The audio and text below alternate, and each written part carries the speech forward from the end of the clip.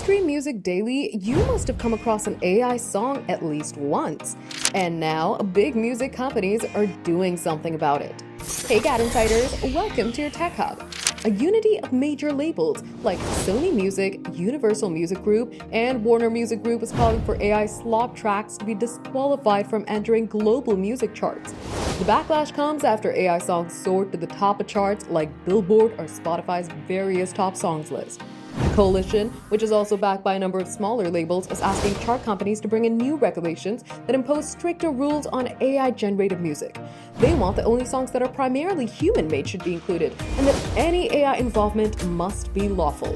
Major labels like Sony have also filed lawsuits accusing AI music generators like Suno and Udio of training its models on their music without permission.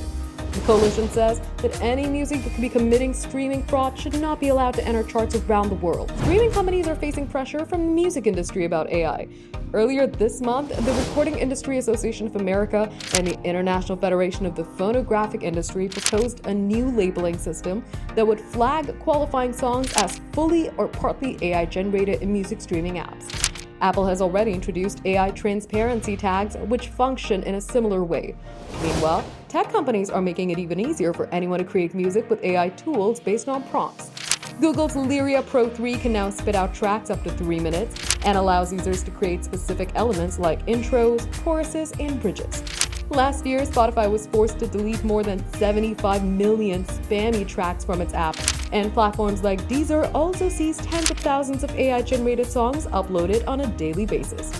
For more updates, subscribe to GadInsider, like and share the video, and don't forget to press the bell icon so you never miss any update.